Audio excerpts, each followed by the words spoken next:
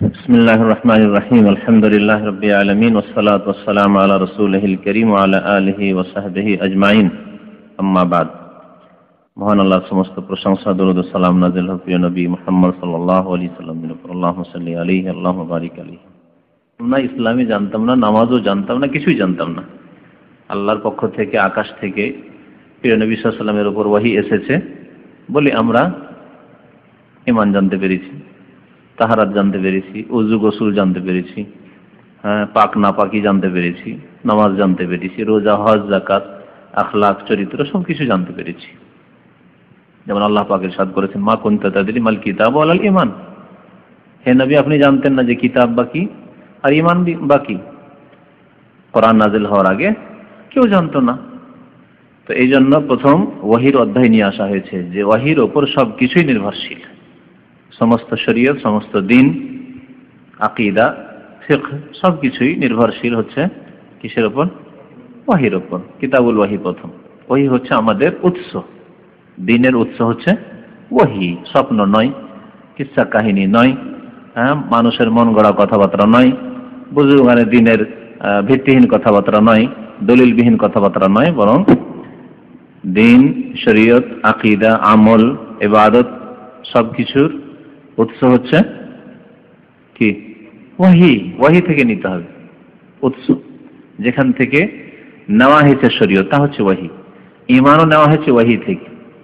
তারপরে এর আগে মনে হয় উল্লেখ করেছিলাম এখানকার দার্সে অথবা অন্য জায়গায় যে মানুষের পবিত্রতা হচ্ছে দুই প্রকার।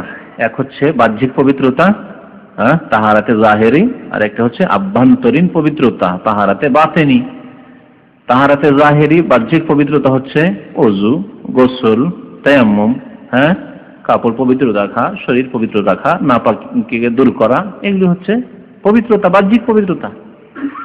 আর আভ্যন্তরীণ পবিত্রতা হচ্ছে কলবের পবিত্রতা, হৃদয়ের পবিত্রতা, কুফরি থেকে, শিরক থেকে, মুনাফিকি থেকে, হিংসা থেকে, বিদ্বেষ থেকে। এসব হচ্ছে নাপাক গুণ, খারাপ গুণ, নাপাকি।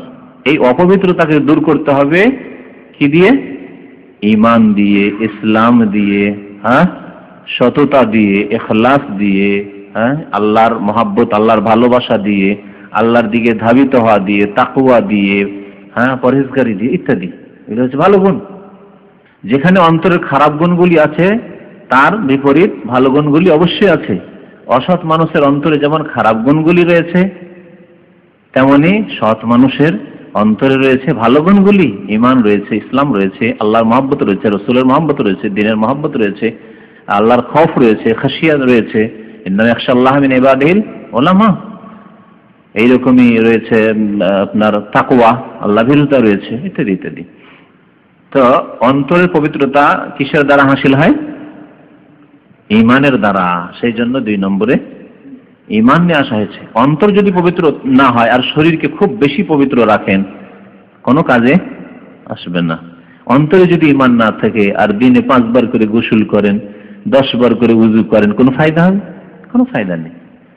তাহলে বাহ্যিক তাহারাতের আগে আভ্যন্তরীণ পবিত্রতা তাহারাত, অন্তরকে পবিত্র করা শিরক থেকে, কুফরি থেকে, নিফাক থেকে, অন্য অন্য যে খারাপ গুণগুলি রয়েছে, অন্তরে হিংসা, বিদ্বেষ, শত্রুতা, এসব থেকে পাক করা জরুরি। আর পাক করবেন ঈমান দ্বারা। সেই জন্য কিতাবুল ঈমান নিয়ে এসেছেন ইমাম বুখারী রাহমাতুল্লাহ আলাইহি।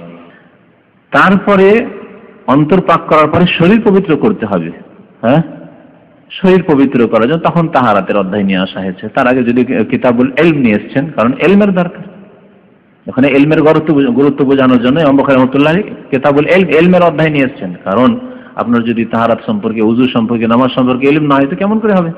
সেই জন্য ইলমের অধ্যায় নিয়ে এসেছেন, তারপরে তাহারাতের অধ্যায় নিয়ে এসেছেন। তো এই জন্য আমরা কিতাবুল ঈমান শুরু করব।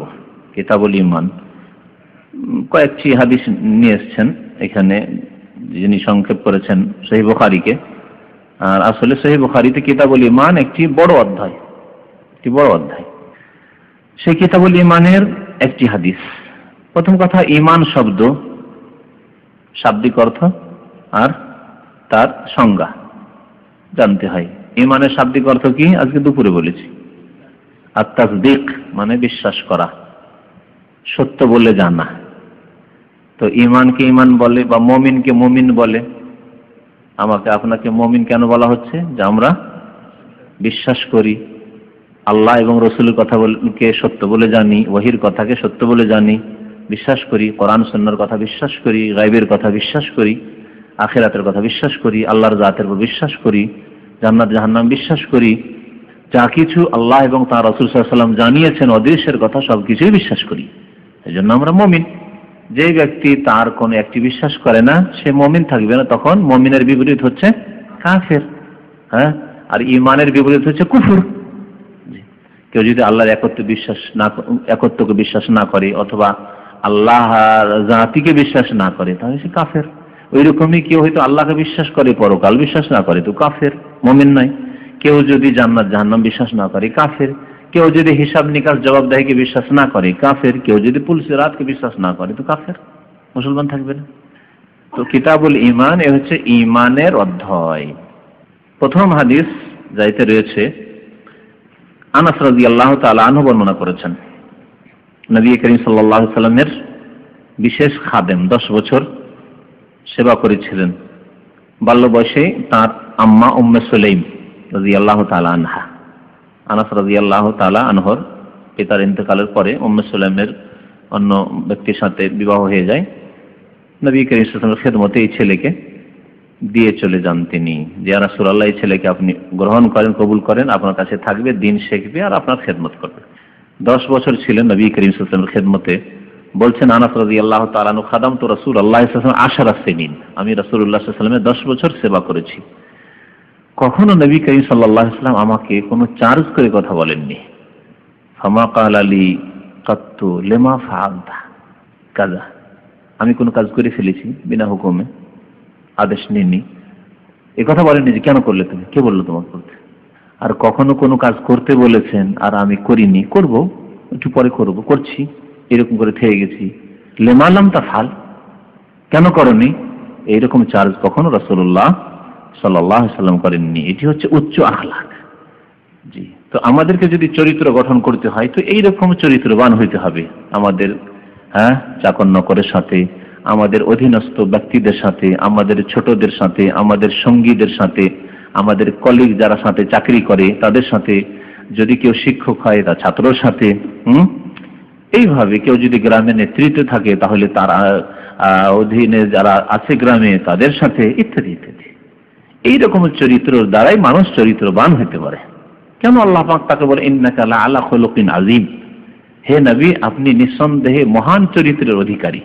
আর আপনি আমি কেন চরিত্রের ওপর অনেকে জিজ্ঞাসাচ্ছেন না এটা ভুল করলো, এটা ভুল করলো, এটা ভুল করলো, কারণ আমাদের চরিত্র ওই রকম আমরা গঠন করি না যেভাবে রাসূলুল্লাহ সাল্লাল্লাহু আলাইহি ওয়াসাল্লাম তার পবিত্র চরিত্র আমাদের সামনে রেখে গেছেন।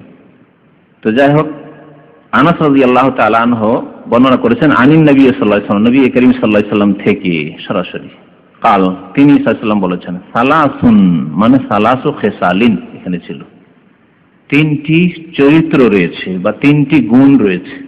খেসাল খাসালাতুনের বহুবচন মানে গুণ বা চরিত্র। 3টি চরিত্র রয়েছে বা 3টি গুণ রয়েছে। মান কুন্না ফিহি, যার মধ্যে সেই 3টি গুণ পাওয়া যাবে। মান মানে যে ব্যক্তি, কুন্না মানে ওই গুণগুলি, ফিহি তার মধ্যে হবে। কুন্না ওই গুণগুলি হবে, ফিহি তার মধ্যে, যার মধ্যে। সালাসুন সুন্দর করে অর্থ করবেন কিভাবে, সালাসুন 3টি ভালো বৈশিষ্ট্য রয়েছে, ভালো গুণ রয়েছে, ভালো চরিত্র রয়েছে। মান কুন্না ফিহি, যার মধ্যে সেই 3টি গুণ বিদ্যমান থাকবে, পাওয়া যাবে, সেই ব্যক্তি কি হবে, ওয়াজাদা হালাওয়াতুল ঈমান, সেই ব্যক্তি ঈমানের স্বাদ পাবে, সুস্বাদ। হালাওয়া মানে মিষ্টি হওয়া। তো ঈমানের যে মিষ্টি স্বাদ আছে সেই স্বাদ সবাই পাবে না। কে পাবে, যার মধ্যে এই 3টি গুণ রয়েছে।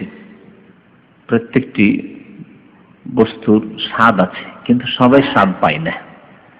আসল স্বাদ থাকা সত্ত্বেও পায় না। স্বাদ আছে একটা জিনিসের কিন্তু ওই স্বাদ পান না। যেমন আমরা জ্বরের অবস্থায় থাকলে ভালো ভালো খাবারের কোনো স্বাদ পাই না।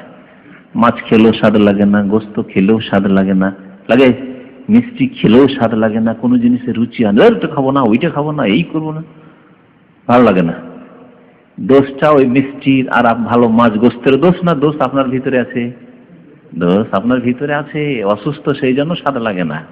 ওই রকমই ওই গুণগুলি যদি আপনার মধ্যে না থাকে, দোষ আপনার মধ্যে আছে, সেই জন্য হালাওয়াতুল ঈমান, ঈমানের স্বাদ পান না। আমি মুসলিম, কিছুই তো স্বাদ পাই না, আমাকে ওই রকমই লাগে যেমন একটা হিন্দুকে লাগে, খ্রিস্টানকে লাগে, ইহুদিকে লাগে, বা একটা বেনামাজিকে লাগে। আমি নামাজ পড়ছি তাও তো ওই রকম লাগছে। কেন? তাহলে দোষ কোথায়? ঈমানে দোষ নেই, নামাজে দোষ নেই, দোষ আপনার মধ্যে আছে, দোষ আপনার মধ্যে আছে। তো ঈমানের স্বাদ পেতে হলে এই তিনটি গুণ হইতে হবে। প্রথম গুণ হচ্ছে আইয়াকুন আল্লাহু ওয়া রাসূলুহু আহাব্বা ইলাইহি মিম্মা সিওয়াহুমা, আল্লাহ এবং তার রাসূল সাল্লাল্লাহু আলাইহি সাল্লাম তার নিকট অত্যন্ত প্রিয় হবে বা অধিক প্রিয় হবে। আহাব্বা ইসিম তাফজিল, হ্যাঁ, আহাব্বা আসলে আহবাবা ছিল, আফআলু যেমন, ইসিম তাফজিল এসে কি আফআলু, আনসারু, হ্যাঁ। তো আহাব্বা ইলাইহি তার নিকট অধিক প্রিয় হবে, মিম্মা সিওয়াহুমা আল্লাহ এবং রাসূল ছাড়া যা কিছু পৃথিবীতে আছে সে সবের থেকে, সে সব ব্যক্তির থেকে, ব্যক্তি এবং বস্তু থেকে। দুনিয়াতে আল্লাহ এবং রাসূল ছাড়া যা কিছু বা যে কেউ আছে সব কিছু সবার চাইতে বেশি ভালোবাসা কার হবে? তার অন্তরে আল্লাহর ভালোবাসা হবে এবং রাসূল সাল্লাল্লাহু আলাইহি ওয়াসাল্লামের ভালোবাসা হবে। আল্লাহর ভালোবাসা শুধু মুখে দাবি করলে তো হবে না, ভালোবাসা, যাকে ভালোবাসেন, হ্যাঁ, তাকে অসন্তুষ্ট করবেন? হ্যাঁ, তার মনক্ষুণ্ণ করবেন? তার কথা শুনবেন না? কখনো হতে পারে না। পৃথিবীতে এই জীবনে অল্প বয়সে যে আমরা এখানে রয়েছি, যারাই ভালোবাসায় পড়েছেন, অনেকগুলি ভালোবাসা আছে যেগুলি হারাম ভালোবাসা অথবা অপছন্দনীয় ভালোবাসা, কতগুলি ভালোবাসা আছে জায়েজ ভালোবাসা। আল্লাহ এবং রাসূলের সন্তুষ্টির জন্য, আল্লাহ সন্তুষ্টির জন্য রাসূলুল্লাহ সাল্লাল্লাহু আলাইহি ওয়াসাল্লামের তরিকায় আপনি ভালোবাসা রাখছেন, তো জায়েজ বা নেকির ভালোবাসা। কিন্তু অনেক সময় নাজায়েজ ভালোবাসা আছে। জায়েজ ভালোবাসাই ধরি, আপনি কোনো মুসলিম ভাইকে ভালোবাসেন, অন্তরঙ্গ বন্ধু, সে সবার সাথে সমান বন্ধুত্ব নেই, কারোর সাথে বেশি খাতির আছে, আপনি কি তার বিরোধিতা করবেন? তার সাথে আপনার সম্পর্ক ছুটে যাক, কখন আপনি এরকম চেষ্টা করবেন, এরকম কাজ করবেন? করবেন না। রাত 12টায় যদি বলেন আমি দেশ থেকে আসছি, এয়ারপোর্টে এতটার সময় নামবো, ঠান্ডায় কনকনে ঠান্ডায় গিয়ে হাজির ওই দোস্তকে নেওয়ার জন্য, হ্যাঁ, রাত 3টার সময় আসছি, সারা রাত বসে আছেন, সারা রাত বসে আছেন কি ঘুমাননি? রাত 3টাতে নিতে হবে, ঘুমিয়ে গেলে জাগতে পারবো। রাত 3টাতে ফ্লাইট আছে, ফ্লাইটগুলি তো রাতের ওইরকম সময় যাচ্ছে, 2-3টার সময় যাচ্ছে, রাখতে গেছেন বিদায় করতে দোস্তকে, কারণ রাখতে না গেলে এই দোস্তি ছুটে যাবে, বন্ধুত্ব থাকবে না, বা বন্ধুত্ব খারাপ হয়ে যাবে, কেমন হবে, মনে কষ্ট পাবে, মাইন্ড করবে, হ্যাঁ, এসব চিন্তা ভাবনা করেন আপনি। আল্লাহ পাক রব্বুল আলামিনকে কেমন ভালোবাসা বাসেন, সারাদিনে হিসাব করেন যে আপনি কতবার আল্লাহকে অসন্তুষ্ট করেছেন, কতবার রাসূলুল্লাহ সাল্লাল্লাহু আলাইহি ওয়াসাল্লামের নাফরমানি করেছেন। অনেক ক্ষেত্রে আপনাকে যদি জিজ্ঞাসা করা হয় যে আপনি রাসূলের নাফরমানি করেছেন না আনুগত্য করেছেন, মাসলা তো জানি না ভাই, জানিনি না, মানে জানারও চেষ্টা নেই যে আপনি জায়েজ কাজ করলেন, সুন্নত কাজ করলেন না বিদআত করলেন। তা কেমন ভালোবাসা? মুখে দাবি করলে ভালোবাসা না, কাজে কর্মে প্রমাণ দিতে হবে ভালোবাসা, ভালোবাসার প্রমাণ দিতে হবে। তারপরে ভালোবাসার স্বাদ আছে। আপনি একজন মুমিন ভাইকে খুব ভালোবাসেন, ওর একটা স্বাদ আছে। স্বামী স্ত্রী জীবনে ভালোবাসা আছে, বিবাহিত অনেকেই আছেন এখানে, প্রায় লোক বিবাহিত, ভালোবাসা নেই। আপনি স্ত্রীকে ভালোবাসেন, স্ত্রী আপনাকে ভালোবাসে, ওর একটা স্বাদ নেই? অবশ্যই স্বাদ পাচ্ছেন, আর এটা অনুভূত হয়, এমন যে না বুঝতে পারি না, কখনো না, বুঝতে পারছেন আপনি যে আমি ভালোবাসি, ওর যে মজা পাচ্ছি, সে আমাকে ভালোবাসে, তারও যে একটা মজা পাচ্ছি, অবশ্যই বুঝতে পারছেন এই ভালোবাসার মজা। তাহলে আপনি আল্লাহ এবং রাসূলকে ভালোবাসবেন, ঈমানের মজা পাবেন না? অবশ্যই মজা পাবেন, কিন্তু আসলে ভালোবাসাতে যদি মানে জালিয়াতি থাকে, মুখে শুধু দাবি ভালোবাসার, আসলে ভালোবাসা নেই, তাহলে আপনি স্বাদ পাবেন না ঈমানের। এইরকম ব্যাপারটি রয়েছে। আসলে যারা স্বাদ পান না তাদেরকে আবার ওই উমর রাদিয়াল্লাহু তাআলা যেমন নবী সাল্লাল্লাহু আলাইহি ওয়াসাল্লাম বলেছেন যে এমন কি তোমার জীবন চাইতে বেশি আমাকে ভালোবাসতে হবে, তাহলে পূর্ণাঙ্গ মুমিন হতে পারবে। তাহলে আবার নিজের রিভাইজ দিতে হবে, নিজের নফসকে, নিজের মনকে, যে মন রে তোর ঈমান এখনো দুর্বল আছে, তোর ঈমানে এখনো ত্রুটি আছে, ঈমানকে আরো উপরে উঠাইতে হবে। আল্লাহ এবং রাসূলের ভালোবাসায় অভাব রয়েছে, ত্রুটি রয়েছে, দাবি করি কিন্তু কাজে কর্মে তো প্রমাণ করি না। একটি গুণ হয়ে গেল। 2 নম্বর গুণ হচ্ছে ওয়া আন ইউহিব্বাল মারআ লা ইউহিব্বুহু ইল্লা লিল্লাহি তাআলা। ঈমানের স্বাদ কখন পাবে? যখন কোন মানুষকে, মারউন মানে মানুষ, আর এই মারউন থেকে হচ্ছে আল মারআতু, আল মারআতু মানে স্ত্রী লোক, বা ইমরাতুন, ইমরাতুন মানে মহিলা স্ত্রী লোক, বা আল মারআতু। আর রাজুলু খায়রুম মিনাল মারআতি, আল দিয়ে যখন বলবেন আল মারআতু হয়, আর বিনা আলে যখন বলবেন তখন ইমরাতুন বলবেন। তো মারউন থেকে মারআত, মারউন মানে পুরুষ মানুষ, আর আল মারআতু মানে মহিলা মানুষ। ওয়া আন ইউহিব্বাল মারআ, কোন ব্যক্তিকে ভালোবাসবে, কোন মানুষকে ভালোবাসবে। কেন ভালোবাসবে? দুনিয়ার গরজে নয়, পার্থিব উদ্দেশ্যে নয়, তার কাছে কোন সুবিধা আছে দুনিয়ার, তার মাধ্যমে আমি উপরে উঠতে পারবো, হ্যাঁ, এই জন্য না। তার কাছে কিছু আশা রাখি, বা ভয়ে তার সাথে যদি সম্পর্ক না রাখি, ভালোবাসা প্রকাশ না করি, তাহলে অসুবিধা হইতে পারে, ক্ষতি খেয়ে বাঁচার জন্য বা লাভ হাসিল করে না। লা ইউহিব্বুহু ইল্লা লিল্লাহি তাআলা। ওই ব্যক্তিকে ভালোবাসে কি জন্য? তাকে ভালোবাসে না, একমাত্র ভালোবাসে কার জন্য? মহান আল্লাহর জন্য। লিল্লাহি তাআলা, মহান আল্লাহর জন্য ভালোবাসে। যে ওই ব্যক্তিকে ভালোবাসলে আল্লাহ পাক আমাকে ভালোবাসবে, কারণ তাকে ভালোবাসি আল্লাহ পাক রব্বুল আলামিনের উদ্দেশ্যে। সে আল্লাহকে ভালোবাসে, সে আল্লাহর দিনকে ভালোবাসে, সে আল্লাহর দিনের কাজ করে, সে আল্লাহর দিন শিখে, সেজন্য তাকে আমি ভালোবাসি। আমার সম্পর্ক তার সাথে এই জন্য। চিন্তা করুন এই বিষয়টিকে, যে অনেকের মোবাইলে এমন এমন লোকের আপনার কি বলে যে টেলিফোন করা আছে, সেভ করা আছে, বা নম্বর সেভ করা আছে, যা হয়তো নামাজ পড়ে না, পাপ করে, নোংরা ছবি দেখে, হারাম কাজ করে, থাইল্যান্ডে জুয়া খেলে। এই জন্য রাখেননি, এই স্বপ্নিয়তে রাখেননি যে না এইসব নম্বর থাকলে তাদেরকে একটু মাঝে মাঝে হেদায়েতের কথা বলবো, হ্যাঁ, তাদেরকে ইসলামের দাওয়াত দিব, তাদেরকে ইলম শিখার দাওয়াত দিব, তাদেরকে কিছু উপদেশ দিব, সেই জন্য নাই। ব্যক্তি স্বার্থ আছে তাদের সাথে, মাঝে মাঝে ভালো ভালো খাওয়ায় সেই জন্য, অথবা কিছু পাওয়া যায় তাদের কাছে, ধার খরচ পাওয়া যায়, সুবিধা অসুবিধা কাজে আসে সেই জন্য, অথবা এমনি দেশের মানুষ একই জায়গায় থাকি সেই জন্য। কত নিকৃষ্ট গরজ আমাদের। কিন্তু না, একজন মুমিন মানুষ, একজন দিনদার মানুষ যে নিজের মোবাইলে যে নামগুলি রেখেছে, চিন্তা করবে যে এর নামটা সেভ করা আছে কেন, এর নম্বরটা কেন সেভ করা আছে। কারণ এই ব্যক্তি দিনদার মানুষ, এই ব্যক্তি 5 ওয়াক্ত নামাজি, এই ব্যক্তি সহি ইলম শিখে, এই ব্যক্তি কোরআন সুন্নাহ মোতাবেক চলে, এই ব্যক্তি ইসলামের দাওয়াতের কাজ করে, ইত্যাদি ইত্যাদি। এগুলো হচ্ছে গুণ। লা ইউহিব্বুহু ইল্লা লিল্লাহ। আমি সেভ করে রেখেছি তার নম্বরকে, তার নামকে আল্লাহর জন্য।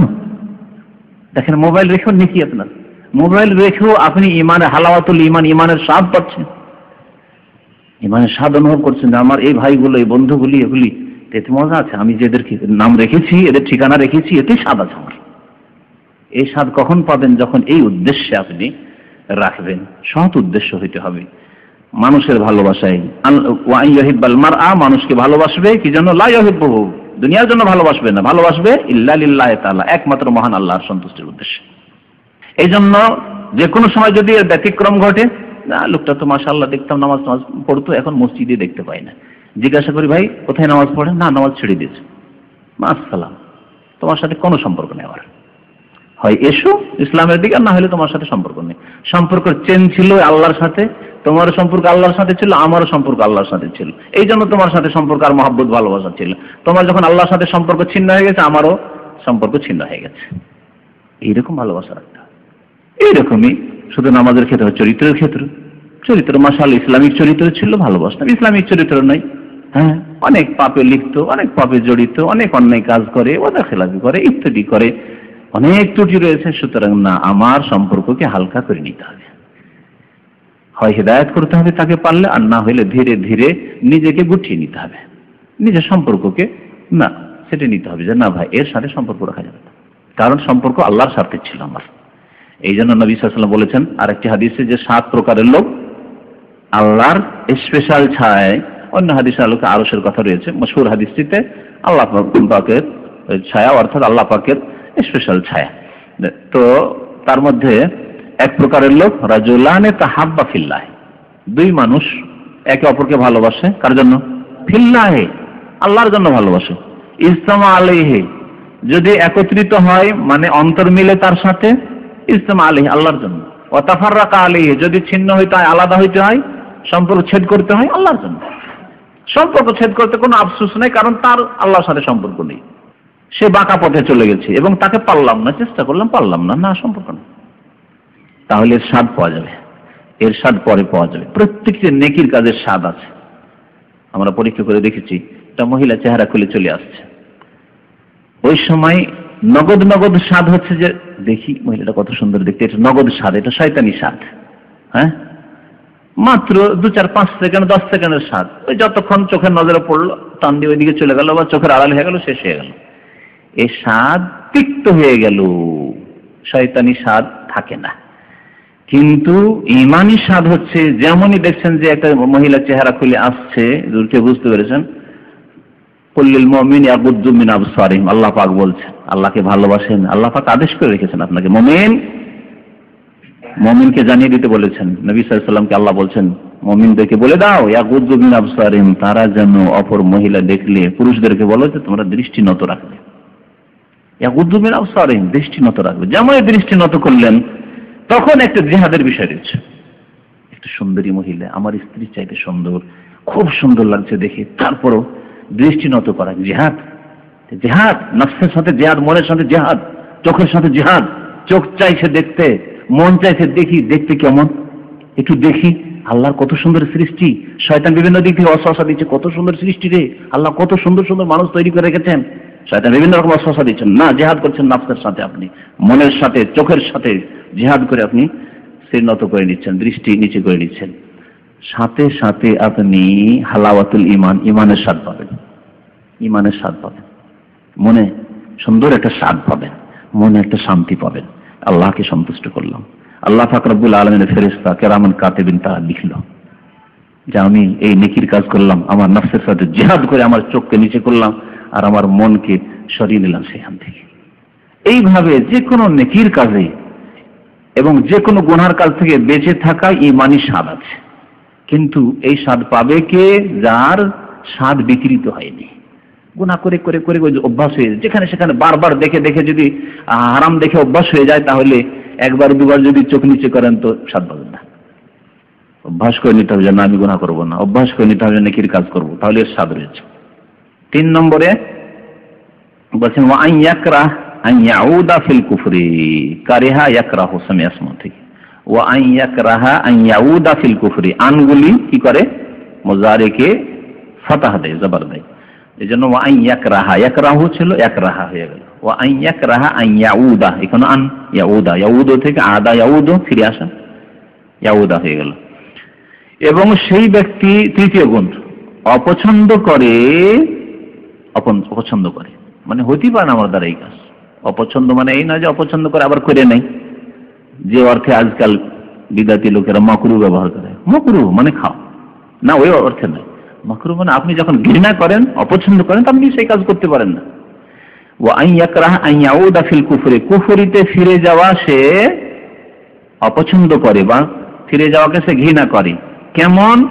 কামা ইয়াকরাহু আন ইউকযাফা ফিন নার, যেমন সেই ব্যক্তি ঘৃণা করে আগুনে নিক্ষিপ্ত হয়ে যাওয়াকে। ইউকযাফা মাজহুল সেগা, আগুনে তাকে কেউ নিক্ষেপ করে দিক, আগুনে আমাকে পড়তে হোক, এটা কেউ চায়? কেউ পছন্দ করে না নিজের জন্য, নিজের জন্য, নিজের আপনজন, বন্ধু বান্ধব, পরিবার পরিজন, বংশ, কেউ চায় না যে আমার কেউ আগুনে নিক্ষিপ্ত হোক, আগুনে কাউকে ফেলা হোক বা আগুনে পুড়ে যাক, কেউ চায় না। ঠিকই তেমনি ইসলামে আসার পরে কুফরিতে আবার ফিরে যাবে, বিপথে চালিত হবে, গুমরাহ হয়ে যাবে, পথভ্রষ্ট আবার হয়ে যাবে, এটাকে সে ওই রকমই ঘৃণা করে। যেমন আপ্রাণ চেষ্টা করে একটা লোক যে কোনোদিন আমি যাতে করে আগুনে না জ্বলে যাই, আমার আপনজনেরা কোনোদিন যেন আগুনে না জ্বলে যায়, আপ্রাণ চেষ্টা করে নিজেকে, নিজের পরিবারকে আগুন থেকে বাঁচাবার। ঠিক তেমনই নিজেকে বাঁচাবার চেষ্টা করবে কুফরি থেকে, ফাসেকি থেকে, পাপের কাজ থেকে নিজেকে বাঁচিয়ে রাখার আপ্রাণ চেষ্টা করবে। যতদূর তার ক্ষমতা আছে গুনাহ থেকে বাঁচার চেষ্টা করবে, কুফরি থেকে বাঁচার চেষ্টা করবে। বহু লোক আছে, আল্লাহ পাক হেফাজত করে। আজকে জুমার পরে এক লোক জিজ্ঞেস করছিল যে দীর্ঘদিন সে নামাজ রোজা করার পরে এখন নামাজ রোজা ছেড়ে দিয়ে একটা অন্ধকার ঘরে ঢুকে গেছে, আর সে নতুন তরিকা আবিষ্কার করেছে, আর অনেক তার মুরিদ আমার হয়েছে। বাংলাদেশে এগুলি করলে খুব সহজে মুরিদ হয়েছে। ভারত পাকিস্তানে এসব ব্যবসা খুব ফলপ্রসূ। অনেকটা নতুন কিছু নিয়ে আসতে পারলে হইল, আমি আল্লাহকে পেয়ে গেছি, অন্ধকার ঘরে আল্লাহকে পেয়ে গেছি। দেখেন না ভিড় ভাড়, তো এগুলি হচ্ছে কুফরি। ঈমান আল্লাহ পাক দিনের বংশগত মুসলমান, জন্মগত মুসলমান, মুসলিম হলেন, তারপরে আপনি নামাজ ছেড়ে দিয়ে কুফরি করলেন, আপনি শিরক বিদআতে লিপ্ত হয়ে কুফরি করলেন। মাশাআল্লাহ ছিলেন, ভালো মানুষ ছিলেন, সৌদি আরবে এসে আল্লাহ পাক হেদায়েত করেছিল, অনেক ইলম শিখলেন, তারপরে আবার উল্টো দিকে ফিরে গেছেন, তাহলে ঈমানের স্বাদ পাবেন না। এইরকমই যদি নড়বড়ে ঈমান হয় যে শিখলাম, আবার যখন যেখানে পরিস্থিতি তখন সেখানে সেই রকম, তাহলে ঈমানের স্বাদ পাওয়া যাবে না। কিন্তু যেই ব্যক্তি ঈমানের উপর শক্ত, যে আমি হক শিখেছি, হক জেনেছি, এখন এই হকের ওপর অটল থাকবো, আগুনে যেমন আমি পড়তে চাই না, জ্বলতে চাই না, ঠিক তেমনই আমি কোনোদিন আর শিরক বিদআতে ফিরে যাব না, কুফরিতে ফিরে যাব না, সেই ব্যক্তি এই ঈমানের, তাওহীদের, সুন্নতের স্বাদ পাবে। যদিও একা থাকে, যদিও গ্রামে একা, কিন্তু এই স্বাদ পাবে। আলহামদুলিল্লাহ, আমি খুব ভালো আছি। এবং দুনিয়া কদিনের দুনিয়া, এতে কিছু লোক কষ্ট দিলেও, সংখ্যাগরিষ্ঠ যারা কষ্ট দিলেও, তাদেরকেও মরতে হবে। ইন্নাকা মাইয়াতুন ওয়া ইন্নাহুম মাইয়াতুন, তুমিও মারা যাবে আর তারাও মারা যাবে। কাল কিয়ামতে কি হবে? সুম্মা ইন্নাকুম ইয়াওমাল কিয়ামাতি ইনদা রাব্বিকুম তাখতাসিমুন, সেদিন আল্লাহর দরবারে ফায়সালা হবে। আমার উপর জুলম করবে, আমাকে কষ্ট দেবে, আমার দাওয়াতে বাধা দেবে, আমাকে সহিহ নামাজ পড়তে বাধা দেবে, আমাকে শিরক বিদআত থেকে বাঁচতে বাধা দেবে, বরং বাধ্য করবে বিদআত করতে। এর জবাবদিহি আল্লাহর সামনে সেই দিন হবে, সেই দিন আল্লাহর দরবারে নালিশ করব। এইভাবে একজন মুমিন দিনের উপর যদি অটল থাকে, তাহলে ঈমানের স্বাদ পাবে। এই হচ্ছে তিনটি গুণ। আল্লাহ এবং রাসূলকে সবচেয়ে বেশি ভালোবাসা, 2 নম্বর হচ্ছে যে কোনো মানুষকে ভালোবাসতে হবে কার জন্য? একমাত্র আল্লাহর জন্য। আর 3 নম্বর হচ্ছে আল্লাহ পাক যখন হেদায়েত করেছেন এর ওপর অটল থাকার জন্য যথাসাধ্য চেষ্টা করা। আমি নামাজি হয়ে গেছি, এর উপর অটল। আমি তাওহীদবাদী, শিরক বিদআত থেকে মুক্ত হয়ে গেছি, আলহামদুলিল্লাহ সহিহ রাস্তা পেয়ে গেছি, এর উপর আমি অটল। আমার বাবা মা যদিও না মানে, আমার আত্মীয় স্বজন গোটা বংশ যদি না মানে, কেউ যদি না শোনে, তবু আমি একা থাকবো। যেমন অনেক আম্বিয়া কাল কিয়ামতে আসবেন, যে তার উম্মতের কেউ মুসলিম হয়নি, তবু তারা একা থেকেছেন, আমিও সেই রকমই থাকলাম, কিন্তু আমি হকের উপর একা থাকবো, প্রস্তুত আছি। তাহলে ঈমানের স্বাদ পাবে। আল্লাহ পাক যেন আমাদেরকে তৌফিক দান করেন এইরকম ঈমান তৈরি করা নিজের মধ্যে। আল্লাহ পাক যেন আমাদেরকে ঈমানের স্বাদ দান করেন। এই হাদিসের সম্পর্ক স্পষ্ট ঈমানের সাথে, যে হালাওয়াতুল ঈমান, ঈমানের স্বাদ। তো ঈমান, আল্লাহকে বিশ্বাস করলে, পরকালে বিশ্বাস করলে ওর স্বাদ আছে, খুব স্বাদ আছে। আসলে যে কোনো বালা মুসিবত আসলে আত্মহত্যা করে, হায় আফসোস করে, হা হুতাশ করে, হায় রে কি হলো রে, মরলাম রে, এগুলি এটা নেক মানুষ কখনো করবে না।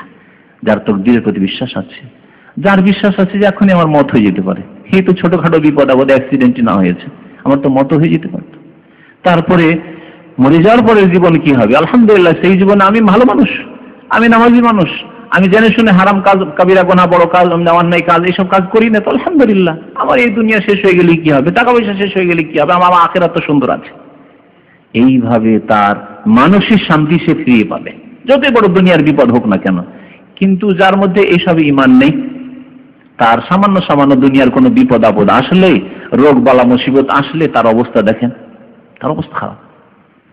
দ্বিতীয় হাদিস হচ্ছে ওবাদা ইবনে সামিত রাদিয়াল্লাহু তাআলা আনহুর বর্ণিত। আন ওবাদাতা, ওবাদাতা গায়র মুনসারিফ, সেজন্য জেরের অবস্থায় তাকে ফাতা হয়েছে। গায়র মুনসারিফ এমন একটি গ্রামার যে যাতে জেরের, যখন জের চাই জের কবুল করবে না, সেজন্য জেরের বিকল্প তাকে কি দিতে হবে? জবর ফাতা দিতে হবে, কাসরার বিকল্প তাকে ফাতা দিতে হবে। এই জন্য আন ওবাদাতা ইবনে সামিতে, ইবনে সামিতে এই জন্য যে ওবাদার সিফাত হচ্ছে ইবনে, তো আন হারফে জার এসে জের দেয়, যেহেতু ওবাদা কবুল করেনি, কিন্তু আসল তো ওর স্থান হচ্ছে জেরে, সেজন্য ইবনে পড়তে হবে। ইবনে সামিতে, ইবনে সামিত নয় যেমন পড়লেন, ইবনে সামিতে, ইবনে সামিতে, সামিতের ছেলে, তাহলে মুজাফেলে, সামিত মুজাফেলে, মুজাফেলেকে সর্বদা কি হয়? কাসরা হয়, জের হয়। আন ওবাদাতা ইবনে সামিতে রাদিয়াল্লাহু তাআলা আনহু, সাহাবী, খুব প্রখ্যাত সাহাবী, আনসারী। তিনি নবী করিম সাল্লাল্লাহু আলাইহি ওয়াসাল্লামের সাথে বায়াতে আকাবা, বায়াতে আকাবা মানে মেনার শেষ দিকে, মেনার যে জামরাগুলি শেষ সেগুলো, তারপরে ওই জায়গাটা কিন্তু দুই দিক থেকে পাহাড় কাছিয়ে চলে আসছে, সংকীর্ণ জায়গা, দুই পাহাড়ের মাঝখানে সংকীর্ণ জায়গাকে আকাবা, ঘাঁটি, কোরআনে কারীমে রয়েছে। ফালাকতাহামাল আকাবা ওয়া মা আদরাকা মাল আকাবা, তারা দুর্গম ঘাটিতে প্রবেশ করেনি। ওমা আদরাকা মাল আকাবা, তারপরে আকাবা দুর্গম ঘাটি কি আল্লাহ জিজ্ঞেস করেছে। সেখানে দুর্গম ঘাটি বলে অন্য কিছু বোঝানো, নেক আমলকে বোঝানো হয়েছে। ফাক্কু রাকাবাতিন আও ইতআমুন ফি ইয়াউমিন যি মাসগাবাতিন ইলা আখিরি। এখানে আকাবা হচ্ছে দুই পাহাড়ের মাঝখানে সংকীর্ণ জায়গা, সংকীর্ণ রাস্তা, তো দুর্গম ঘাটি। এখানে কাফেরদের তখন নেতৃত্ব ছিল মক্কায়। রাসূলুল্লাহ সাল্লাল্লাহু আলাইহি সাল্লাম যারা মদিনার কিছু লোক ইসলামের দিকে ধাবিত হয়েছে, ইসলাম গ্রহণ করে নিয়েছে অথবা করবে, তাদের সাথে রাতের অন্ধকারে সাক্ষাৎ করবেন। তাদের সাথে ওয়াদা হয়েছে, প্রতিশ্রুতি হয়েছে যে অমুক জায়গায় আকাবাতে, মেনার ওই আকাবাতে ঘাটিতে যেখানে কোনো লোক রাতের অন্ধকারে যাবে না, সেখানে রাতের অন্ধকারে তোমাদের সাথে আমি দেখা করব। মদিনা থেকে তারা এসেছে। 2 বছর এইভাবে নবী করিম সাল্লাল্লাহু আলাইহি সাল্লাম এই আকাবাতে সাক্ষাৎ করেছেন। প্রথম বছরে অল্প কিছু লোক ছিল, আর দ্বিতীয় বছরে 70-এর বেশি লোক ছিল। তো এই দুই বায়াতে আকাবা উলা বলা হয় আর বায়াতে আকাবা সানিয়া বলা হয়, এই দুটিকে। এখানে নবী সাল্লাল্লাহু আলাইহি ওয়াসাল্লাম শপথ নিয়েছিলেন তাদের সাথে, তারা ইসলাম গ্রহণ করলো। প্রথম কথা এই এক বায়াত, ইসলামের বায়াত ছিল এটি। 2 নম্বর কথা যে তারা যে ডাকছেন যে আসুন আমাদের মদিনা চলে আসুন, সাহায্য করব, এর উপর অটল থাকবে কিনা এর জন্য পাকা পোক্তা ওয়াদা, প্রতিশ্রুতি দেওয়া, প্রমিস যে ওয়াদা করো তোমরা, এর বায়াত ছিল যে তোমরা এই সাহায্যের উপর অটল থাকবে যে কোনো অবস্থায়। এমন নয় যে যখন বিপদ আপদ দেখলে যে ঘনিয়ে আসলো সব ঝাঁপিয়ে পড়েছে মদিনার উপর, তখন আমাকে একা ছেড়ে দিলে, আমার সাহাবী মুহাজিরিনদের আমার সাথে যারা আসলো তাদেরকে একা ছেড়ে দিলে, যেমন হুসাইন রাদিয়াল্লাহু তাআলা আনহুর সাথে আর তার আত্মীয় স্বজন আলে বাইতের সাথে কুফার গাদ্দার বিশ্বাসঘাতকরা করেছিল। প্রথম তো খুব ওয়াদা করেছিল, আসুন আসুন আপনাকে আমরা খলিফা মানব আর আপনার খেলাফতি আমরা মানি, ওদেরকে আমরা মানি না। আর যখন ওখানে পৌঁছেন সবগুলি রাতারাতি পরিবর্তন হয়ে গেছে। আজকাল ইলেকশনের রাত্রে যেমন হয় টাকা খাওয়িয়ে খাওয়িয়ে, হ্যাঁ না, আগে থেকে ভোট দিব অন্য কেউ বলেছিল, আর পয়সাওয়ালা দল আসলো, আসার রাতের অন্ধকারে বাড়ি বাড়ি টাকা বিতরণ করলো, আর রাতেই পরিবর্তন, সকালে ভোট গিয়ে অন্যকে দিল। গণতান্ত্রিক পদ্ধতিতে এই হচ্ছে আজকাল, এতে কোনোদিন শান্তি আসতে পারে না। তো এই বিশ্বাস ঘাতকরা হুসাইন রাদিয়াল্লাহু তাআলার সাথে এরকম করেছিল ইরাকবাসীরা। নবী করিম সাল্লাল্লাহু আলাইহি ওয়াসাল্লামের সাথে যাতে এরকম না করে তার জন্য একটা ওয়াদা নিয়েছিলেন নবী সাল্লাল্লাহু আলাইহি ওয়াসাল্লাম। এই হচ্ছিল বায়াত, ইসলামের বায়াত, এবং তারা যাতে করে সাহায্য সহযোগিতার জন্য আমার সাথে পাকা ওয়াদা করে, এই বায়াত ছিল নবী সাল্লাল্লাহু আলাইহি ওয়াসাল্লামের। তারপরে নবী সাল্লাল্লাহু আলাইহি ওয়াসাল্লাম হিজরত করেছিলেন। তো এই বায়াতের যে বিষয়বস্তুগুলি ছিল, কি কি বিষয়ের বায়াত নিয়েছিলেন, ওগুলি রয়েছে এই হাদিসে। ওবাদা ইবনে সামিত রাদিয়াল্লাহু তাআলা এই বায়াতের একজন ছিলেন। এর জন্য হাদিসে আপনাদের আমার এখানে বাড়তি নাই, ওতে আছে যে ওয়াকানা কাদ শাহেদা বাদরান। প্রথম কথা তার ফজিলত বর্ণনা করতে গিয়ে বলছেন বর্ণনাকারী যে তিনি বদরে উপস্থিত হয়েছেন। বদরে কয়জন সাহাবী উপস্থিত হয়েছিলেন? 313 জন। তাদের সম্পর্কে আল্লাহ পাক বলেছিলেন, হে বদরে যারা হাজির হয়েছিল তারা শোনো, তোমরা এরপরে যে কোনো আমল করো তোমাদেরকে মাফ করে দিয়েছি আমি আল্লাহ। সুবহানাল্লাহ, এটি বড় সার্টিফিকেট। আশরা মুবাশশারার জন্য যেমন 10 জন সাহাবীকে আল্লাহ পাক রব্বুল আলামিন জান্নাতের সার্টিফিকেট দিয়েছেন, তেমন বদরের 313 জনকে জান্নাতের সার্টিফিকেট দিয়ে দিয়েছেন, তোমরা যা আমল করবে করো এরপরে। কারণ আল্লাহ ভালো জানে আগামী খবর, যে এরা কেউ আর মুরতাদ হবে না, এরা কেউ বেনামাজি হবে না, এরা কোনো কাবিরা গুনাহে যাবে না, আর এরা এত বড় দিনের খেদমত করেছে, যথেষ্ট হয়ে গেছে এদের জন্য। তার মানে এই নয় যথেষ্ট হয়েছে সেদিন থেকে তারা নামাজ ছেড়ে দিয়েছিল আজকালকার ফাসিকদের মতো, হ্যাঁ, বা গুনাহ করা শুরু করেছিল না, কখনো না। বা আজকাল যে গুমরাহ দল, যে রাফেজি শিয়া, তাদের কথা যে সাহাবায়ে কেরাম আউযু বিল্লাহ মুরতাদ হয়ে গেছেন, তাহলে আল্লাহ পাক কি আগামী জানতেন না যে এদের অবস্থা কি হবে? ইমালু মা শি'তুম কাদ গাফারতু লাকুম, তোমরা যা ইচ্ছা তাই আমল করো, তোমাদেরকে আমি মাফ করে দিলাম। কি করে আল্লাহ পাক বললেন? গুমরাহ পথভ্রষ্ট এরা। আল্লাহ পাক তাদের অন্তর জেনে এবং তাদের ভবিষ্যৎ জেনে, তাদের মত পর্যন্ত তাদের জীবন সম্পর্কে জেনে আল্লাহ পাক বলেছেন। আল্লাহ কি আমাদের মতো যে কালকের কথা জানেন না? 10 বছর পরে এদের অবস্থা কি হবে তা জানতেন না? তাই আগে বলে দিয়েছেন, পরে উল্টো পাল্টা হয়ে গেছে। হ্যাঁ, শিয়াদের ভ্রান্ত মতবাদ যদি 1 মিনিটের জন্য ধরে নেন তাহলে তাই হয়। এজন্য এরা আল্লাহকেও, আল্লাহর উপরে এই মিথ্যা আরোপ করতে ছাড়েনি যে আল্লাহ ভুল করে দিয়েছেন এদের সম্পর্কে বলে। আউযু বিল্লাহ, এই গুমরাহি, এই পথভ্রষ্টতা। এক তো বদরি সাহাবী। সাহাবায়ে কেরামের ফজিলত বর্ণনা করতে গিয়ে এতটাই যথেষ্ট মুহাদ্দিসিন কেরামদের নিকটে বা উলামায়ে কেরামদের নিকটে যে ওয়াকানা কাদ শাহাদা বাদ, তিনি বদরি সাহাবী ছিলেন, বদরে হাজির হয়েছেন, যথেষ্ট ফজিলত, কারণ জান্নাতি ছিলেন। তিনি বদরের সাহাবী ছিলেন বলাই মানে হচ্ছে তিনি জান্নাতি ছিলেন, সার্টিফিকেট আল্লাহর পক্ষ থেকে। 313 জন বদরি সাহাবী ছিলেন। আর তারপরে তিনি ছিলেন আহাদুন নকাবা।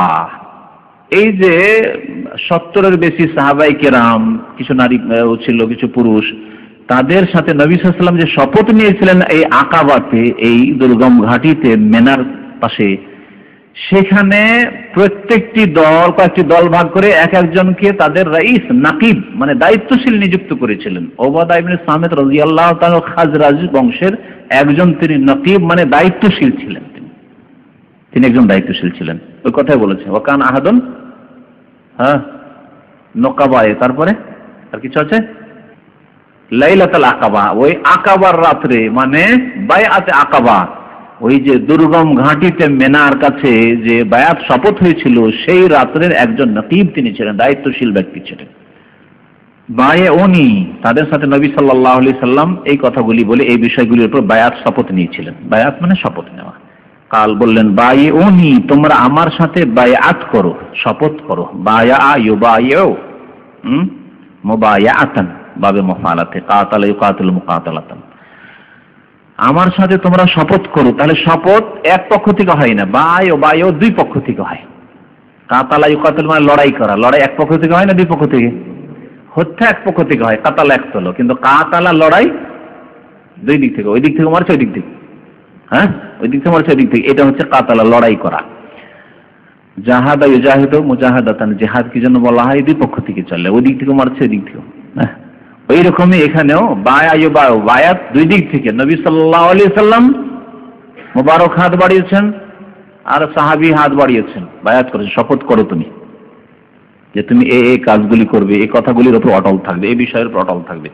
বায়াউনি, আমার সাথে তোমরা বায়াত করো, শপথ করো, আল্লাহ এই বিষয়ের উপর।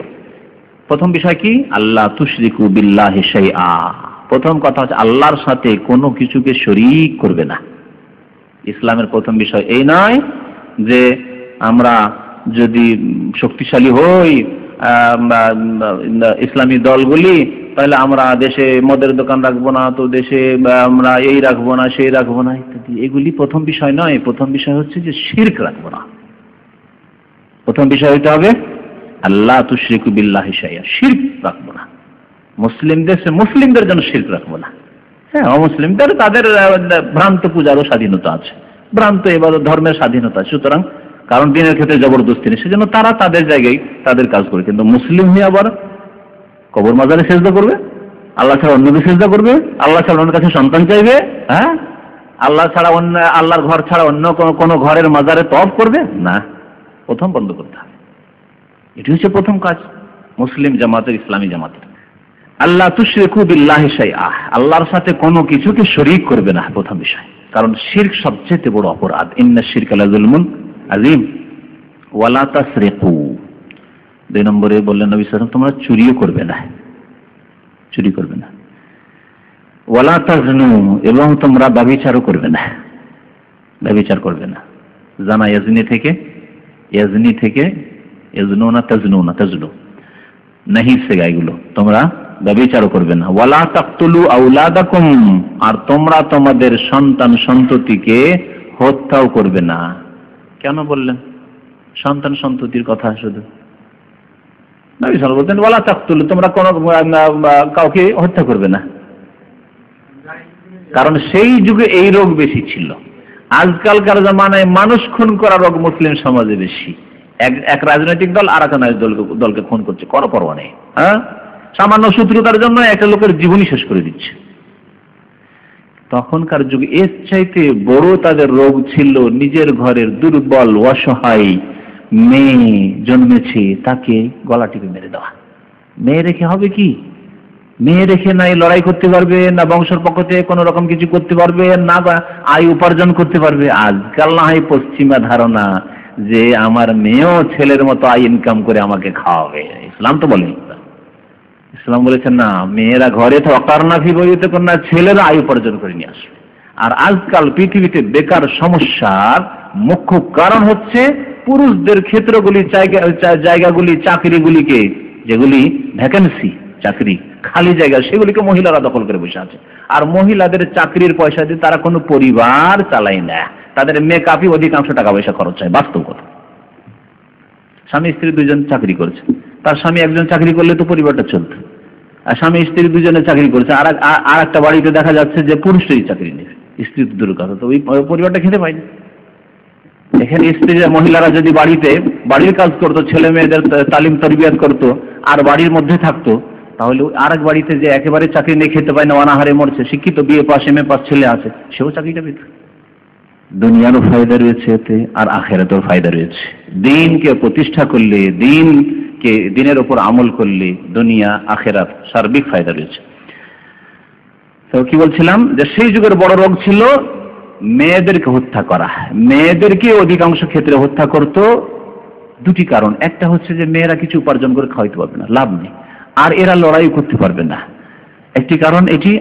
আর একটা দিক ছিল তাদের, তারা লজ্জাবোধ করত, এটি তাদের নোংরা চিন্তাধারা ছিল, লজ্জাবোধ করত, মেয়ে হয়েছে আমার ঘরে, তারপরে বড় হবে আবার বিয়ে দিতে হবে, কেউ আবার শ্বশুর বলবে, আমার মেয়েকে উঠিয়ে নিয়ে যাবে কেউ, তো খারাপ কথা, কেমন কথা। নোংরা চিন্তাধারা, নিকৃষ্ট চিন্তাধারা ছিল, সেই জন্য তারা মেয়েদেরকে হত্যা করে দিত। আল্লাহ পাক বারবার করে সতর্ক করেছেন এই রোগের চিকিৎসার জন্য, ওয়ালা তাকতুলু আওলাদাকুম খাশিয়াতা ইমলাক। আর কোন মানুষ ছেলেদেরকে হত্যা করত, সেটা দারিদ্র্যের কারণে, হয় অভাব আছে, এদের খাওয়াইতে পারি না, হত্যা করে দিই, মেরে দিই, ছেলে রেখে লাভ নেই, যথেষ্ট যে দুটো আছে, এরকম করত। অথবা হয়তো এখন অভাব নেই, কিন্তু অভাব হতে পারে, আমি দুর্বল মানুষ, বেশি আয় উপার্জন করতে পারি না, বেশি ব্যবসা বাণিজ্য করতে পারি না, আর ছেলে মেয়ে বেশি হলে মুশকিল হয়ে গেছে, কিন্তু তারপরে না, একে হত্যা করে দাও, মাটিতে পুঁতে দিত, জীবিত মাটিতে দাফন করে দিত। খাশিয়াতা ইমলাক, আল্লাহ পাক দুটো থেকে নিষেধ করেছেন। একটি আয়াত হচ্ছে ওয়ালা তাকতুলু আওলাদাকুম মিন ইমলাক, ইমলাক মানে ফাকর, অভাব আছে সেই জন্য তোমরা সন্তান হত্যা করিও না। আরেকটি হচ্ছে খাশিয়াতা ইমলাক, অভাব নেই এখন, কিন্তু আগামীতে অভাবের চিন্তা করছো, যে দুটো ছেলে আছে, এই দুটো ছেলেকে যদি বিএমএ পাশ করায় তো এতেই তো অনেক টাকা লাগবে, তাহলে আরো দু তিনটা হয়ে গেল, তো এগুলোকে কি করে চালাবো, এসব সাফ করে দেন। খাশিয়াতা ইমলাক, আশঙ্কা করছো অভাবের, খবরদার এই কাজ করবে না, কারণ নাহনু নারযুকুকুম ওয়া ইয়াহুম, তোমাদেরকে আমি আল্লাহ রিজিক দিচ্ছি, আর এই শিশুদেরকে, ছেলে মেয়েদেরকে আমি রিজিক দিচ্ছি, দেনেওয়ালা আমি, তুমি কেন হত্যা করবে, আমি তো খাওয়াচ্ছি, তুমি তো উপায় মাত্র একটু হরকত নড়াচড়া করছো ছেলে মেয়েকে খাওয়াবার জন্য, কিন্তু আমি আল্লাহ না দিলে তোমার ঘরে এইসব ধন সম্পদ আসতো না, টাকা পয়সা আসতো না। নাহনু নারযুকুকুম ওয়া ইয়াহুম, এই ঈমান আমাদের থাকতে হবে। আজকালকার জামানায় এই কাজগুলি করছে, কিন্তু সায়েন্স মেডিকেল যেহেতু একটু উন্নতি করেছে, অ্যাবর্শন নাম দিয়েছে, পেটে বাচ্চাকে দেখে নিল যে ছেলে আছে না মেয়ে আছে, তাহলে মেয়ে দরকার নেই, হ্যাঁ, গর্ভপাত করিয়ে দিল। একই গুনার কাজ। মক্কার জাহিলি যুগের কাফের মুশরিকরা যে নোংরা কাজ করতো, সেই নোংরা কাজই করছে, পেট থেকে অবর্ষণ করে দিচ্ছে। তারা যেহেতু দেখার ব্যবস্থা ছিল না, জানার ব্যবস্থা ছিল না, সেজন্য বাচ্চাটা জন্মার পরে গিয়ে দফন করে দিত। একই রকমের শাস্তি মনে রাখবেন এইরকম কাজ কেউ যদি করে। ঠিক তেমনি অনেকে হয়তো মেয়ে হোক আর ছেলে হোক না, দুটো হয়ে গেছে, তারপরে হঠাৎ করে কোন রকম গোলমালে বেঁধে গেছে, আবার বেঁধে গেছে, তখন লাইন, আজকাল মহিলা ডাক্তারদের কাছে প্রতিদিন লাইন থাকে অ্যাবর্শনের, গর্ভপাত করা, বড় আফসোসের বিষয়। আর মুসলিমরা যদি এই কাজ করে, তাহলে আল্লাহ পাকের কাছে কি জবাবদেহি করবে। ওয়াইযাল মাউউদাতু সুইলাত বিআইয়ি যামবিন কুতিলাত, আল্লাহ পাক বলেন সেই দিন কাল কিয়ামতে ওই মা বাবার সামনে ওই শিশুকে, যাকে অ্যাবর্শনকে, গর্ভপাত করে যাকে হত্যা করে দেওয়া হয়েছে, অথবা জন্মের পরে হত্যা করে দেওয়া হয়েছে, এক কথায় তাকে হত্যা করা হয়েছে। আল্লাহ পাক দিয়ে দিয়েছিলেন পেটে, তারপরে হত্যা করে দেওয়া হয়েছে। আল্লাহ পাক কাল কিয়ামতে হাসরের মাঠে ওই শিশুকে নিয়ে আসবেন, হাজির করবেন, আর ওয়াইযাল মাউউদাতু সুইলাত, তাকে জিজ্ঞাসা করবেন আল্লাহ পাক, বিআইয়ি যামবিন কুতিলাত, তুমি কোন অপরাধ করেছিলে? 10 মাসের বাচ্চা, 8 মাসের পেটে, মায়ের পেটে বাচ্চা ছিলে, তোমাকে কেন হত্যা করেছিল, কেন গর্ভপাত করে দিয়েছিল? বিআইয়ি যামবিন কুতিলাত, জিজ্ঞাসা করবেন আল্লাহ পাক কাকে? ওই শিশুকে, বাচ্চাকে ধমক দেওয়ার জন্য, বাচ্চাকে শাসন করার জন্য। কাকে শাসন করার জন্য? তার পিতা মাতাকে শাসন করার জন্য এবং আল্লাহ হুজ্জত কায়েম করার জন্য, যে দেখো এ মাসুম ছেলে, 8 মাস 10 মাসের ছেলে, 1 বছরের ছেলে, তাকে হত্যা করেছিলে, সেই জন্য তোমরা জাহান্নামে যাও। আমরা যদি কোনো লোক অন্যায় করে কোন একটা ছেলের ওপর, তা আমরা অনেক সময় করি কি, ওই বড় ব্যক্তিকে, বড় মানুষকে জিজ্ঞাসা, কেন মারলেন, এরকম জিজ্ঞাসা না করে ওই ছেলেটাকে ডেকে, কেন মেরেছে তো করে, কেন রে, কি অন্যায় করেছিস তুই, জিজ্ঞেস করি না? উদ্দেশ্য কিন্তু ওকে শাসন করা, ওই বড় ব্যক্তিকে শাসন করা, যে কি করে আপনি এই ছোট ছেলে 10 বছরের বাবা ছেলেটিকে মারলেন আপনি। কিন্তু ওকে না বললে বলছে, ওই ছেলেটিকে বলছে, কি কত বড় অন্যায় করেছে, তোকে মেরেছে, কি করেছিস তুই? ওয়াইজাল মাউদাতু সুইলাত বিআইয়ি যামবিন কুতিলাত, আল্লাহ এই ভঙ্গিমাতে জিজ্ঞাসা করবেন সেইটা। সুতরাং সাবধান, আল্লাহ পাক রাজ্জাক। বরং বাস্তবেও দেখা যাচ্ছে, এই তো এক গায়বের উপর বিশ্বাস তো অবশ্যই আছে, আল্লাহর উপর তাওয়াক্কুল, ভরসাতে একটা ঈমান, তার উপরন্তু বাস্তবেও দুনিয়াতে দেখা যাচ্ছে যেই পরিবারের সদস্য বেশি তারা বেশি সুখী। একমত না আপনারা? ভালো করে দেখবেন, ভালো করে দেখবেন। আপনারা যদি 2 ভাই হন, বিদেশে চলেছেন 2 ভাই, বাড়িতে একটা লোক কাজ করার নেই, জমি জায়গাগুলি সামলাবার নেই, দেখাশোনার নেই, মহিলাগুলি আছে তাদের বাজার করে দেওয়ার লোক নেই। কিন্তু 8 ভাই 10 ভাই থাকলে, আরে 2-3 ভাই এখানে কাজ করলে আরো 5টা ভাইকে ওরা বুঝতে পারে, তোমরা থাকো বাড়িগুলি দেখাশোনা করো, আমরা আছি বিদেশে, যথেষ্ট, অসুবিধা নেই। 1 ভাই 2 ভাই এক্সিট লেগে গেল, অসুবিধা নেই, আরো 2 ভাই বিদেশে কাজ করছে, ঠিক না? বেশি থাকলে, কিন্তু মাত্র 1 ভাই 2 ভাই ছিলেন, আর 2 ভাইয়ের গোলমালে হয়ে গেল, চাকরি ছুটে গেল, এখন সর্বহারা, কি করে খাবেন চিনতে পেরেশান। যাদের পরিবারে সদস্য সংখ্যা বেশি তারাই বেশি সুখী, এটা কোনো সন্দেহ নেই, বাস্তব এটি। আর উপরন্ত ঈমান বিল গায়ব আছেই, আল্লাহর উপর তাওয়াক্কুল ভরসা অবশ্যই আছে। কোরআনে কারিমে আল্লাহ পাক নিশ্চয়তা দিয়েছেন যে নাহনু নারযুকুকুম ইয়াহুম, তোমাদেরকে আমি রিজিক দান করি আর তাদেরকেও রিজিক দান করি। ইন্নাল্লাহা হুয়া রাজ্জাকু যুল কুওয়াতিল মাতিন। যা কথা আগে বাড়াই, সেই যুগে রোগ ছিল সন্তান হত্যা করা, সেই জন্য নবী সাল্লাল্লাহু আলাইহি ওয়াসাল্লাম বায়াত নিয়েছেন, ওয়ালা তাকতুলু আওলাদাকুম ওয়ালা তা'তু বিবুহতানিন তাফতারুনাহু বাইনা আইদিকুম ওয়া আরজুলিকুম, আর তোমরা মিথ্যা অপবাদ দেবে না। তা'তু বিবুহতান মানে অপবাদ নিয়ে আসা, ভাব অর্থ হচ্ছে তোমরা মিথ্যা অপবাদ দেবে না। বহতান মানে তোহমা, আরবিতে তোহমাতও বলে আর বহতানও বলে। সুবহানাকা হাযা বুহতানুন আযীম। আয়েশা রাদিয়াল্লাহু তাআলা আনহার উপর মুনাফিকরা যখন মিথ্যা অপবাদ দিল, আল্লাহ পাক বলে সুবহানাকা হাযা বুহতানুন আযীম, এটি চরম বড় মিথ্যা অপবাদ। মিথ্যা অপবাদকে বহতান বলে। তোমরা কারো ওপর মিথ্যা অপবাদ দেবে না। তাফতারুনাহু, মিথ্যা অপবাদ কেমন? যা তোমরা নিজের সামনে গড়ে নিয়েছো, তৈরি রচনা করে নিয়েছো। বাইনা আইদিকুম ওয়া আরজুলিকুম মানে তোমাদের সামনে, আইদিকুম হাতের সামনে আর পায়ের সামনে মানে নিজের সামনে। তোমরা নিজেই তৈরি করে নিয়েছো, আসলে এই ঘটনা ঘটেইনি। তাহলে মিথ্যা অপবাদ দেওয়া কারো ওপর কাবিরা গুনহা। সেই জন্য নবী করিম সাল্লাল্লাহু আলাইহি ওয়াসাল্লাম বায়াত শপথ নিয়েছেন যে তোমরা কারো ওপর মিথ্যা অপবাদ দেবে না। জাহেলি যুগে দুর্বল শ্রেণীর ওপর মিথ্যা অপবাদ দেওয়া ব্যাপক আকার ধারণ করেছিল, এই জন্য নবী সাল্লাল্লাহু আলাইহি ওয়াসাল্লাম সতর্ক করেছেন আর বায়াত নিয়েছেন। দুর্বল শ্রেণী কারা? মহিলারা। পুরুষের ওপর কেউ মিথ্যা অপবাদ দিতে অত সাহস করবে না। একটা পুরুষ সম্পর্কে যদি মিথ্যা অপবাদ দেয় যে অমুক ব্যক্তিকে আমি কুকাজ করতে, ব্যভিচার করতে দেখেছি, আর যদি ঘটনা আসলে সত্য না হয়, তো ওই ব্যক্তির মান সম্মান বাঁচার জন্য জান চলে যাক, কিন্তু ওকে দেখবো আমি, করবে না? একটা মহিলার উপর মিথ্যা অপবাদ, ওই মহিলাকে বাসতলায় দেখেছি, এটা খারাপ ছেলের সাথে দেখেছি, কুকাজে দেখেছি, বলে দিলে মহিলা কিছুই করতে পারে, সারাদিন সারা রাত কান্না করছে, ভালো মহিলা, মিথ্যা অপবাদ তার উপর দিয়ে দিচ্ছে, করার কিছুই নেই। দুর্বল জাতি, দুর্বল শ্রেণী মহিলা। এই জন্য সাধারণত ফাসিক লোকেরা, পাপিষ্ট গুনাহগাররা মহিলাদের উপরে মিথ্যা অপবাদ দিয়ে থাকে।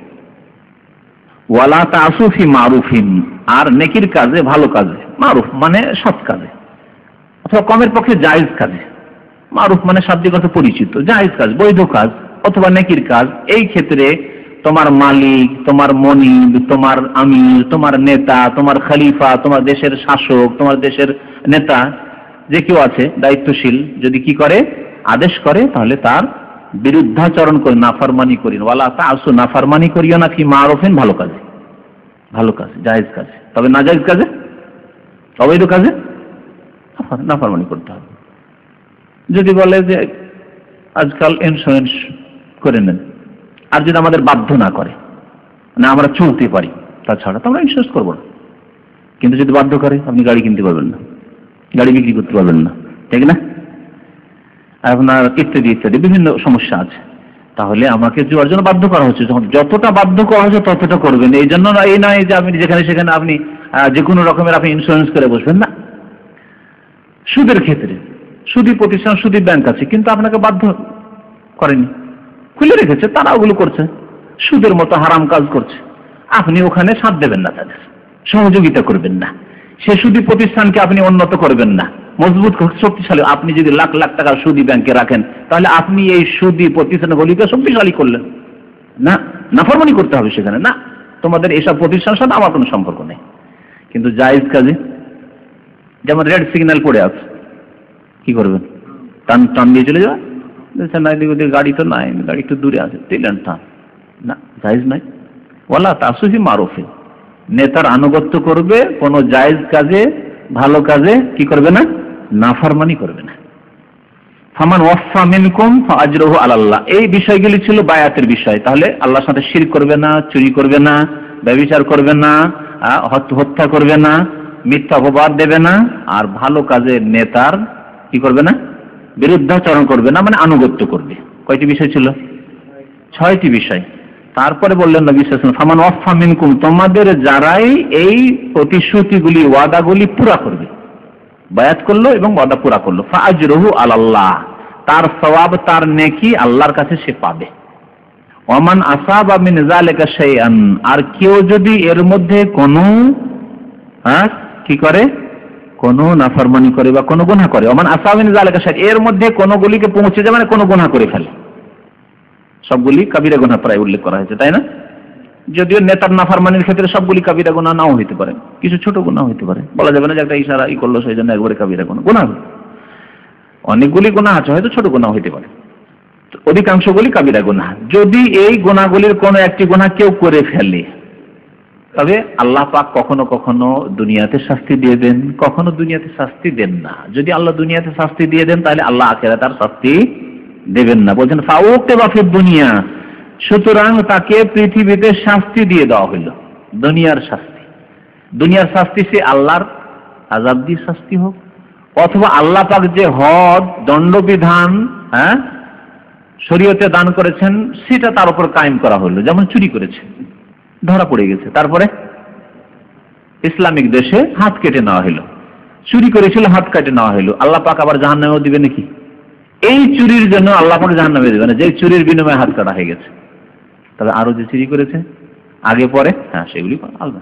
যদি চুরি করে হাত কাটার পরে চুরি করেছে, তার আগেও অনেকবার চুরি করেছে, সেগুলির জন্য তার হাত কাটা হয়নি, একবার চুরির জন্য তার হাত কাটা হয়েছে। বুঝেছেন না? যেই গুনার জন্য দুনিয়াতে শাস্তি হয়ে গেল, সেই গুনার কাফারা হয়ে গেল। হাদিসে আল হুদুদ ও কাফারাতুন লিআহলিহা, হদ যদি কায়েম করে দেওয়া হয়, দণ্ডবিধান কায়েম করে দেওয়া হয়, তাহলে ওই ব্যক্তির ওই গুনাহগুলি মাফ হয়ে গেল। এটা লোক জেনা করেছিল, আল্লাহ মুসলিমদের হেফাজত করে, আর সে অবিবাহিত ছিল, 100 কোড়া লাগানো হয়েছে, যে দণ্ডবিধান রয়েছে তা করা হয়েছে। তাহলে গুনাহ মাফ হবে না? হবে না। এই গুনাহ মাফ হয়ে যাবে। তার আগে যদি করে থাকে, আবার মার খাওয়ার পর আবার যদি করে, সেগুলি মাফ হবে না। কিন্তু যার জন্য শাস্তি হয়েছে সেটা মাফ। তার এখন বিবাহিত জেনা লিপ্ত হয়েছিল, ইসলামিক সরকার তাকে রজম করে দিয়েছে, তাহলে তার গুনাহ রজম করা হয়েছে, গুনাহ মাফ হয়ে গেছে। এই শাস্তি কায়েম করে দেওয়া হয়েছে, তার গুনাহ মাফ হয়ে গেছে। দুনিয়ায় যদি আল্লাহ পাক এরকম আযাব দিয়ে দেন, ফাহুয়া কাফারাতুন লাহু, তার জন্য কাফারা হয়ে যাবে। ওমান আসাবা মিন যালিকা শাইআন, আর যদি কেউ এইসব গুনাহর কোনো একটি গুনাহ করে বা কোনো কিছু করে, সুম্মা সাতারাহুল্লাহ, কিন্তু আল্লাহ পাক সেটাকে গোপন রেখে দিলেন, ঢেকে রেখে দিলেন, ঢাকায় থেকে গেল, জানতে পারলো না কেউ, আর আল্লাহ পাক আযাবও দিলেন না, কি হলো? ফাহুয়া ইলাল্লাহ, তাহলে সেটা আল্লাহর দিকে, মানে আল্লাহর ইচ্ছা। এখন ইনশা আফা আনহু, হতে পারে আল্লাহ পাক কাল কিয়ামতে মাফ করে দিতে পারেন। হতে পারে এই জিন্দেগিতে একটা গুনাহ হয়েছিল, কত কে যে ফল পেড়ে কারো খেয়েছেন, গাছের কাঁঠাল পেড়ে আর আম পেড়ে খেয়েছেন, দুনিয়ার আযাব হয়নি, আর ওই আমের বাগানওয়ালাও ধরতে পারেননি যে মার দিবে, তাও হয়নি, ওইসব হয়নি। এরকম ভুল ভ্রান্তি হয়েছে, আল্লাহ পাক আযাব দেননি দুনিয়াতে। এখন আখিরাত, কাল কিয়ামতে আল্লাহর দরবারে হাজির, আমলনামায় লেখা আছে না নেই? লেখা আছে। ফাহুয়া ইলাল্লাহ, এখন আল্লাহর ইচ্ছা। ইনশা আফা আনহু, হতে পারে আল্লাহ মাফ করে দিতে পারে। আল্লাহ কখন মাফ করবেন? দেখছেন এই বান্দার অনেক নেকি রয়েছে, আগে পরে, আর আগে না হইলেও পরে, এই ভুলগুলি করার পরে অনেক নেকি রয়েছে। তো অনেক নেকির তুলনায় অল্প কিছু ভুল ভ্রান্তি আল্লাহ পাক এই জন্য মাফ করে দিয়েছেন। এইরকম আল্লাহর নেক বান্দাদের হয়েছে, সাহাবায়ে কেরাম, তাবেঈন, তাবা তাবেঈন, আইম্মায়ে কেরাম, উলামায়ে কেরাম, যে স্বর্ণ যুগগুলি, সেই যুগে এমন নয় যে কারো ভুল ভ্রান্তি হয়নি, হয়েছে, কিন্তু তাদের ভুল ভ্রান্তির তুলনায় নেকির বড় বড় পাহাড় ছিল। সুতরাং নেকির পাহাড়ের তুলনায় সামান্য কিছু যদি ঢেলের সমান, ছোট একটা পাথরের সমান যদি গুনাহ টুনা থাকে, তো এই গুনাহগুলি আল্লাহ পাক মাফ করে দেবেন বা মাফ করে দিয়েছেন, এই হবে। আর ওয়াইন শাআ, যদি আল্লাহ পাক চান তো আকাবাহু, শাস্তি দেবেন। আল্লাহ যদি চান না, এই লোকের অপরাধ এমন যে এগুলি মাফ হওয়ার নাই, মাফ হওয়ার নাই, কবর আযাব হয়ে হয়তো মাফ হয়নি, কবর আযাব দিয়ে হয়তো আল্লাহ মাফ করে দিয়েছে, অথবা সে তা দিয়েও মাফ হয়নি, অনেক আরো গুনাহ আছে, বারবার করেছে, তাহলে আখিরাতে কাল কিয়ামত আযাব হবে, হাসরের মাঠের আযাব হলো, তা দিয়েও মাফ হলো না, তাহলে জাহান্নামে কিছু আযাব হবে। ওয়াইন শাআ আকাবাহু, আল্লাহ যদি চান তাহলে শাস্তি দেবেন। যদি তাওহীদ ঠিক থাকে শাস্তি পেয়ে জান্নাতে যাবে, আর তাওহীদ নামাজ যদি ঠিক না থাকে 5 ওয়াক্ত, তাহলে শাস্তি চিরকাল হতে থাকবে কাফের মুশরিকদের সাথে, কোনদিন ওমা হুম বিখারিজিন মিনান নার, জাহান্নাম থেকে বের হতে পারবে না। ফাবায়ানাহু আলা যালিকা, সাহাবী বলছেন উবাদা বিন সামিত রাদিয়াল্লাহু তাআলা আনহু, এসব বিষয়ের উপর রাসূলুল্লাহ সাল্লাল্লাহু আলাইহি ওয়াসাল্লামের সাথে আমরা বায়াত করলাম, শপথ করলাম। কুফর, শিরক, নিফাক। আর এই হাদিসে বায়াউনি আলা আল্লাহ তুশরিকু বিল্লাহি শাইআ, শিরকের কথা উল্লেখ করা হয়েছে। হ্যাঁ, এই একটি বিষয়। দ্বিতীয় বিষয় হচ্ছে যে কাবিরা গুনাহ করলে ঈমান থেকে খারিজ হবে না। ইমাম বুখারী রাহমাতুল্লাহ আলাইহি বিভিন্ন অধ্যায় নিয়ে এসে খারিজিদের আর মুতাজিলার খণ্ডন করতে চেয়েছেন। খারিজি, মুতাজিলা এইসব বাতিল ফিরকাগুলি ছিল ওই জামানায়, ইমাম বুখারী রাহমাতুল্লাহ জামানায়, যারা বলতো যে কেউ যদি কাবিরা গুনাহ করে, চুরি করে, তাহলে কাফির হয়ে যাবে। হ্যাঁ, যেমন আজকাল ঢালাহারি কেউ বলছে যে মানব রচিত বিধান দিয়ে ফয়সালা করলে বা মানব রচিত এই দলের পার্টি করলে একবারে কাফির হয়ে যাবে। না, এরকম ঢালাহারি বলা জায়েজ না, এটা হচ্ছে খারিজি ফিরকার কথা, খারিজি ফিরকার কথা। তো এই খারিজিদের খণ্ডন করার জন্য যারা বলতো যে কাবিরা গুনাহ করলে ইসলাম থেকে খারিজ হয়ে যাবে, না, যদি খারিজ হয়ে যেত তো নবী সাল্লাল্লাহু আলাইহি ওয়াসাল্লাম কি করে বললেন যে এই গুনাহগুলির যদি কেউ করে ফেলে তাহলে আল্লাহর ইচ্ছা, আল্লাহ দুনিয়ায় হয়তো আযাব দিলেন, আর না হলে আল্লাহ পাক মাফ করে দেবেন। তাহলে আল্লাহ কাবিরা গুনাহ যখন মাফ করে দিচ্ছেন, মাফ করে দেওয়ার মানে জান্নাতে যাবে, তাহলে বোঝা গেল যে চুরি ডাকাতি করে বা কেউ যদি কুকাজ করে মারা যায় তাহলে সেই ব্যক্তি কাফের নয়, সে ফাসিক জালেম। আল্লাহ পাক ইচ্ছা করলে শাস্তি দেবেন, হ্যাঁ, এককাল ধরে শাস্তি দেবেন, দীর্ঘকাল ধরে হইতে পারে আল্লাহ পাক শাস্তি দেবেন, আর আল্লাহ ইচ্ছা করলে গফুর রহিম, তার নেক আমল যদি থাকে আল্লাহ পাক মাফ করে দেবেন। এতে খণ্ডন হয়েছে ওদের খারিজি আর মুতাজিলাদের, যারা বলছে যে না, ইমানের সবগুলি 3টি পার্ট রয়েছে ইমানের সংজ্ঞায়, কি আত-তাসদীক বিল জানান, অন্তর থেকে বিশ্বাস করা, আর ইকরার বিল লিসান, জবান দ্বারা স্বীকৃতি দান করা, আর আমাল বিল আরকান, আর অঙ্গ প্রত্যঙ্গ দিয়ে আমল করা। 3টাই তাদের কাছে সমান সমান, 3টার একটা না থাকলে কাফের, খালাস কাফের।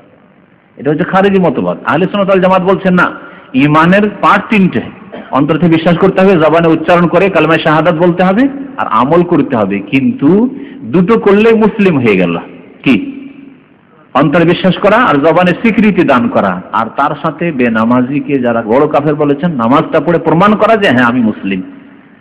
তারপরে চুরি ডাকাতি ইত্যাদি অন্যান্য গুনাহ থেকে বেঁচে থাকা, এটা বেঁচে থাকলে সে কামেল মুমিন হবে, পূর্ণাঙ্গ মুমিন হবে। আর যদি তার দ্বারা এইসব কাবিরা গুনাহ হইতে থাকে, জুয়া খেলতে থাকে, মদ খেতে থাকে, কিন্তু নামাজি সে শিরক করে না, কবর মাজারে গিয়ে সিজদা করে না, তাহলে সে হ্যাঁ মুমিন কিন্তু ফাসিক, কাফের নাই। মুমিন নাকিসুল ঈমান, দুর্বল ঈমানের মুমিন, কমজোর ঈমানের মুমিন, কিন্তু সে মুমিন মুসলিম, সে আমার মুসলিম ভাই। সাল্লাল্লাহু আলা নবিয়িনা মুহাম্মদ ওয়া আলা আলিহি ওয়া সাহবিহি আজমাইন।